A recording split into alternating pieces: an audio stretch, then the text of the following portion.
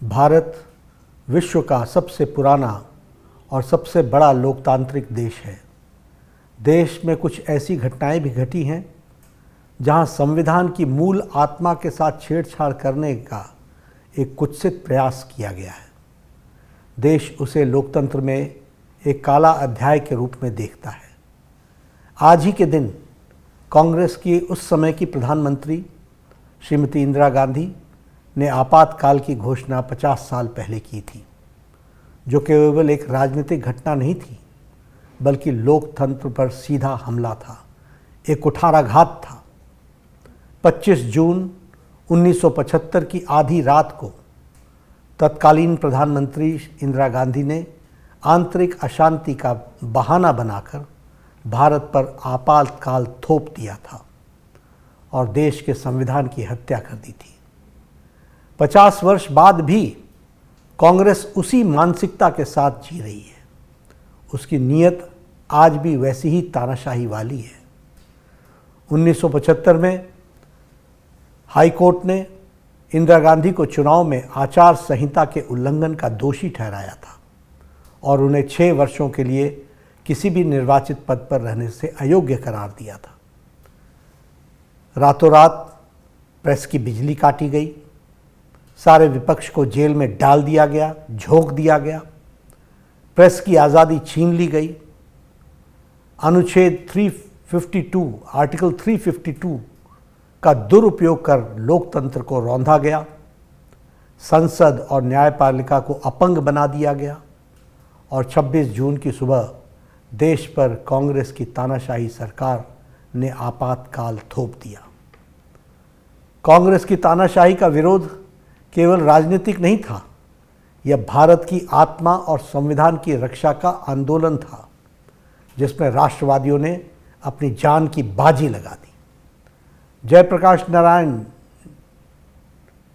और चौधरी चरण सिंह जी, साथ ही साथ अटल जी, आडवाणी जी, राजमाता विजयराजे सिंधिया जी, मुरली मनोहर जोशी जी सहित पार्टी के और विचार परिवार के हजारों कार्यकर्ता को इंदिरा गांधी की सरकार ने जबरन जेल में डाल दिया था।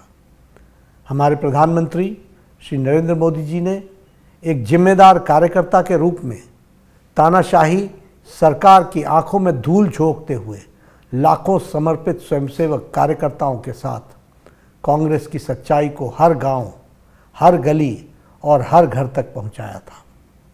आपाल की इन्हीं कहानियों आदरणीय प्रधानमंत्री श्री नरेंद्र मोदी जी के संघर्ष और अनसुनी घटनाओं को पुस्तक the emergency diaries years that forged a leader में शब्दों में पिरोया है।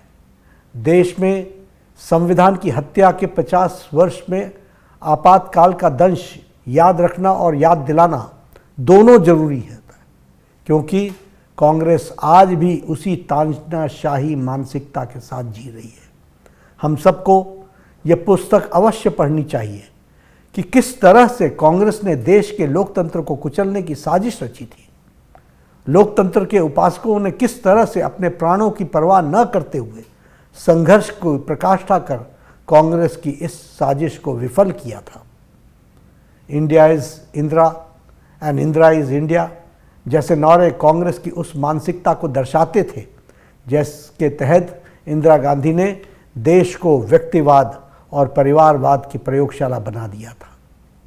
कांग्रेस समझती है कि इस देश की सत्ता पर केवल एक और एक परिवार का ही हक है, तभी तो उसने अपनी सरकार के प्रधानमंत्री के ऊपर भी सुपर पीएम बिठा दिया था। आज भी कांग्रेस की मानसिकता वैसी ही है। एक गरीब का देश का प्रधानमंत्री पद तक पहुंचना कांग्रेस से हजम नहीं हो रहा है। कांग्रेस शासित राज्यों में कानून व्यवस्था का हाल आज भी वही है जो आपातकाल में था। विरोध का दमन, धार्मिक तुष्टीकरण और सत्ता का अहंकार खुलेआम दिखता है। इंदिरा गांधी जी ने जस्टिस एच.आर. खन्ना जैसे ईमानदार जज को सीनियर होने के बावजूद मुख्य न्यायाधीश नहीं बनाया, क्योंकि उन्होंने सरकार के खिलाफ फैसला सुनाया था। कांग्रेस ने सुनिश्चित किया था कि जो भी अधिकारी या जज उनके इशारों पर न चले, उन्हें या तो हटा दिया जाए या उसका ट्रांसफ़र करा दिया जाए, तबादला करा दिया जाए। इंदिरा गांधी ने अपनी सत्ता को महफूज रखने के लिए संविधान में अलोकतांत्रिक संशोधन कर संविधान की मूल आत्मा को बदल दिया था। आपातकाल के दौरान यदि किसी नागरिक को गोली मार दी जाए तब भी उसे अदालत में जाने का अधिकार नहीं था।